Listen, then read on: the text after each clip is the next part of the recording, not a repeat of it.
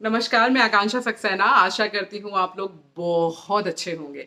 आज इस particular video में हम बात करने वाले हैं एक ऐसी हैबिट की जो किसी नशे से कम नहीं है, और एक ऐसा नशा जो पूरी तरीके से सोशली अप्रूव्ड है।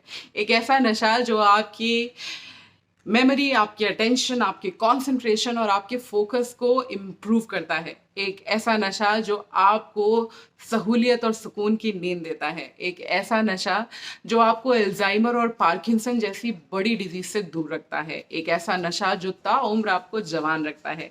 एक ऐसा नशा जो किसी भी लैंग्वेज को लर्न करने की पहली सीढ़ी है। एक ऐसा नशा जो साक्षरता में पहला कदम है।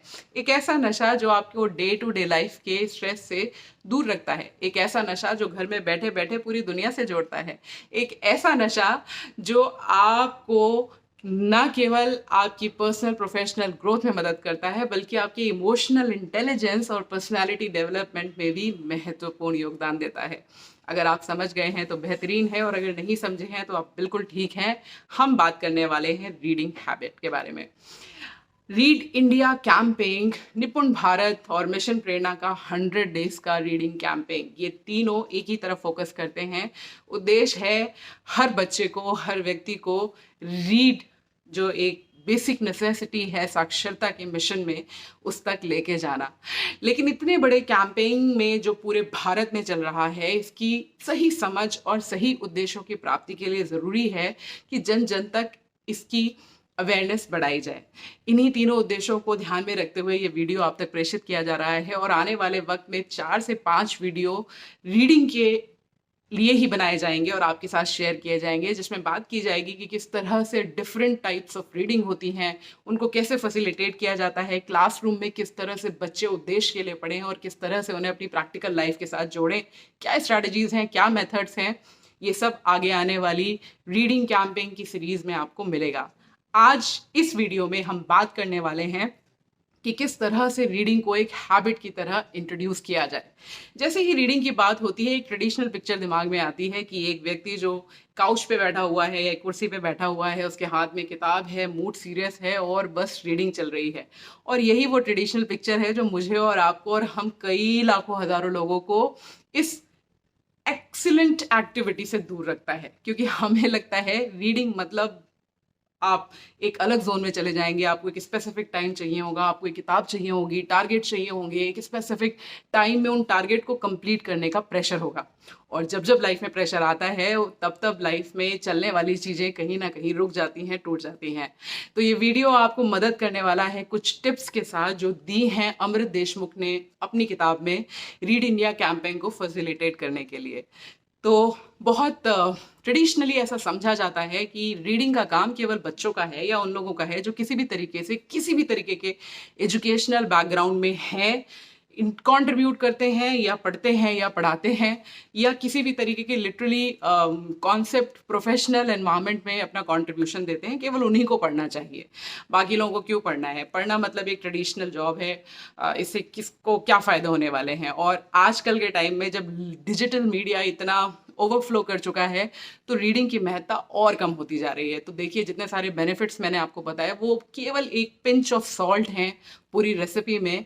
इसके अलावा अगर आप जाएंगे, रिसर्चेस को पढ़ेंगे, तो आप बिल्कुल सरप्राइज हो जाएंगे कि रीडिंग अपने आप में कितना अद्भुत योगदान है अगर हम ये खुद को दे दें तो आइए आज बात करते हैं कुछ टिप्स की जो आपको मदद करेंगे आपके बच्चों, आपके परिवार और खुद आपको फैसिलिटेट करने में रीडिंग को एक हैबिट की तरह।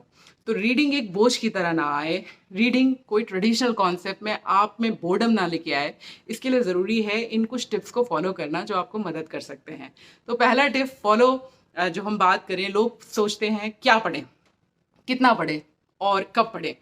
रीडिंग मतलब टाइम, रीडिंग मतलब एक स्पेसिफिक कॉलम आपके डे का जिसमें आप केवल बैठ के रीड करेंगे, और ये निकालना बड़ा मुश्किल है आज की इस दौड़ भाग की ज़िंदगी में। तो ये जो कुछ टिप्स अमृत देशमुख जी ने दिए हैं अपनी किताब में, वो आपके साथ ज़रूर साझा करना चाहूँगी। वो कहते हैं कि रैंडम रीडिंग करें, मतलब अगर कुछ भी आपके हाथ में आ गया उसको पढ़ें। अगर आपकी इंटरेस्ट का किताब आपके पास है तो ऊपर वाले का आशीर्वाद है आपके पास। लेकिन अगर नहीं भी है तो जो भी आपके सामने आए उसको रीड करें। इनफैक्ट जब आप बस में ट्रैवल करें, ट्रेन में ट्रैवल करें या मेट्रो में ट्रैवल करें तो इतने सारे जो होर्डिंग्स लगे होते हैं, एडवर्टीजमेंट होते हैं, आप उन्हीं को रीड करें। सच मानिए आपकी वोकैबलरी में इतना इजाफा होता है कि आपको खुद भी नहीं समझ आता कि आपने बस थोड़ा सा ध्यान दिया और आपने कुछ पा लिया। तो लर्निंग एवरीवेयर, राइट। इसके साथ साथ स्पीड रीडिंग करें। ट्रेडिशनली हमें ये बताया जाता था, मुझे खुद भी याद है, जब हमारे टीचर्स हमें रीड करने को कहते थे तो वो कहते थे अंडरलाइन करो जो नहीं समझ आया और फिर उसका जाके मीनिंग देखो। मुझे लगता है ये सबसे बड़ी मिस्टेक है अगर आप रीडिंग को एक हैबिट की तरह डेवलप करना चाहते हैं, क्योंकि जैसे ही आपके रास्ते में पत्थर आए वैसे ही आपका मन उखड़ना शुरू हो जाता है। जब तक रोड साफ होता है तब तक सब कुछ अच्छा लगता है, जैसे ही रोड में पत्थर आने शुरू हो जाते हैं तो हमारा मन भटकने लगता है और हम नए रास्ते की तलाश में चले जाते हैं और रीडिंग हो जाती है खत्म। तो आप करें क्या?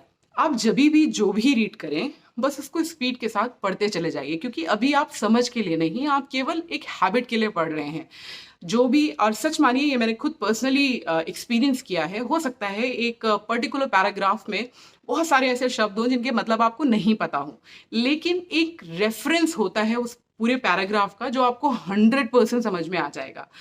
ये हैबिट कि आप बीच में उनको अंडरलाइन करेंगे, फिर जाके वो क्या आपको चेक करने के लिए आप किसी ऑनलाइन डिक्शनरी या ऑफलाइन डिक्शनरी पे जाएंगे, वहीं पे आपका रिदम टूट जाएगा। रिदम टूट जाएगा तो आपका इंटरेस्ट खत्म हो जाएगा और फिर वो रीडिंग एक्टिविटी वहीं पर स्टॉप हो जाएगी। तो जब आप पढ़ रहे हैं तब आप अंडरलाइन कर लें, लेकिन उसको खोजने के लिए किसी डिक्शनरी पर तब ना जाएं। एक बार आपका पैराग्राफ खत्म हो जाए, आपकी रीडिंग फिनिश हो जाए, तब आप उन वर्ड्स को लेकर वोकैबुलरी से उसका मीनिंग ढूंढिए। फिर आपने जो भी पढ़ा है वो आपको कैसे नेक्स्ट डे की रीडिंग के लिए मोटिवेशन देगा। इसके लिए ज़रूरी है कि आप जो भी पढ़ें उसको साझा करें। तो एक किताब में बड़ा अच्छा लिखा हुआ है कि if you read, if you want to change your life you should read, and if you don't read you don't change, and if you don't change you don't grow, right. तो चेंज के लिए reading बहुत ज़रूरी है, वो आपको growth की तरफ लेके जाती है। तो आप जो भी पढ़ें उसको साझा करें। एक किताब में 250 शब्द आते हैं और ऐसा रिसर्चर्स कहती हैं कि एक नॉर्मल आदमी जो बहुत कम भी बात करता है वो कम से कम एक दिन में 7000 शब्दों का प्रयोग करता है। तो अगर आपने एक पेज भी किसी बुक का पढ़ा है, make sure that you share it with your friends, family और anyone you talk to, right. तो आपने जो भी पढ़ा है जब आप उसको शेयर करेंगे तो आपको लगेगा आपने कुछ सीखा जो आपको अगले दिन पढ़ने का मोटिवेशन देगा। तो रैंडम रीडिंग करें, स्पीड के साथ रीडिंग करें और जो भी पढ़ें उसको साझा जरूर करें। और एक सबसे बड़ा मुद्दा जो मेरे और आपके सामने आता है और हम कहते हैं हमारे पास टाइम नहीं है, रीड करने का टाइम नहीं है, वो टाइम कहाँ से निकाल के लाएं, है ही नहीं। तो एक कॉन्सेप्ट है टाइम पॉकेट का। टाइम पॉकेट क्या है? ये वो टाइम है जो कहीं कैलकुलेट नहीं होता लेकिन ज़ाया बहुत होता है। मतलब आप डॉक्टर के पास गए, डॉक्टर अवेलेबल नहीं है, आपको 1 घंटे वेट करना पड़ा, टाइम पॉकेट। आप अधिकारी से मिलने गए, अधिकारी कहीं और बिजी है, किसी और मीटिंग में है और आपको उनसे मिलना ही है, वो waiting time is your time pocket. आप ट्रैवल कर रहे हैं मेट्रो में, बस में या रेलवे में, वो टाइम आपका पॉकेट टाइम है, राइट। इस टाइम को आप यूटिलाइज कर सकते हैं। जैसे ही आपको थोड़ा सा मौका मिले अपने फ़ोन पे, अपनी किताब को आप जो भी कन्वीनियंटली यूज़ कर सकते हैं वहाँ पर कुछ ना कुछ रीड जरूर करें। एक शब्द ही खोज लें, उसके बारे में ही पढ़ लें, वो आपके इंटरेस्ट को बनाए रखेगा और आपको हर बार उस खाली टाइम को यूज़ करने के लिए मोटिवेट करेगा। तो आज के वीडियो में ये कुछ टिप्स जो मैं आपके साथ शेयर करना चाहती थी रीडिंग को एक हैबिट की तरह डेवलप करने के लिए। क्योंकि जब हम फील्ड्स में उतरते हैं और बच्चों से साथ कम्युनिकेट करते हैं तो ऐसा लगता है कि कुछ इनपुट्स की ज़रूरत है। रीडिंग कैंपिंग केवल कैंपिंग की तरह चलेगा, कहानी पढ़ेंगे, सुनाएंगे, उससे शायद बात वहाँ तक नहीं बने। क्योंकि अगर हम इस पहली इम्पॉर्टेंट पहलू को महत्व देना चाहते हैं और इसको लॉन्ग टर्म में बच्चों के जीवन में उतारना चाहते हैं तो ज़रूरी है उसे एक हैबिट की तरह लेके आएँ। और उसके लिए मैं और आप एक टीचर की तरह बच्चों की लाइफ में एक बहुत बड़ा कंट्रीब्यूशन दे सकते हैं। वो भले ही कम पढ़ें, थोड़ा पढ़ें, कम ड्यूरेशन के लिए पढ़ें, लेकिन जो भी पढ़ें वो समझ के पढ़ें। जो भी पढ़ रहे हैं उसका एक मतलब होना चाहिए। जैसे मैं क्लास में गई और मैंने बच्चों को पूछा कितना का क्या मतलब है, तुमने लिखा है कितना सीखा, तो कितने को डिफाइन करो। They couldn't define it, right. और उसी बोर्ड पे 4 डायरेक्शन बनी थी तो मैंने उनको पूछा ये कितनी दिशाएं हैं, then they could tell me. तो रीडिंग फॉर अ पर्पस। तो आप चिंता मत करिए, अभी हम इसको डिस्कस नहीं करेंगे, लेकिन आगे आने वाले मेरे वीडियोस में मैं हर तरीके की reading for gist, reading for listening और ये सारी जो रीडिंग्स हैं इनके बारे में हम बात करेंगे। रीडिंग टेक्स्ट क्या होता है, कैसे इंट्रोड्यूस कराना चाहिए, कौन सी मेथड से, कौन सी मेथडोलॉजीज हैं, ये आगे वाले वीडियोस में हम बात करेंगे। फिलहाल के लिए कोशिश करिए अपने घर, अपने बच्चों, अपने साथी, अपने बुजुर्गों के साथ रीडिंग को एक हैबिट में डेवलप करने के लिए पूरे दिन में सोने से पहले कोई एक वक्त जरूर निकालें जब आप कुछ ना कुछ जरूर रीड करें। जो भी रीड करें उसको स्पीड के साथ रीड करें, रैंडम रीडिंग करें। मटेरियल आपके पास है, कंटेंट आपके पास है, बहुत अच्छी बात है। नहीं है तो जो दिखता है वो पढ़ें, और जब भी पढ़ें तो स्पीड के साथ पढ़ें। जो भी डिफिकल्ट वर्ड्स हैं जो आपको नहीं आते उनको अंडरलाइन कर लीजिए, और once you are done with your reading तब उनको जाके वो क्या आपको चेक करें गूगल डिक्शनरी पे या कहीं पे भी जहां आपका मन करता है। और जो भी आप पढ़ें उसको प्लीज साझा करें, वो आपको अगले दिन की रीडिंग के लिए मोटिवेशन देगा।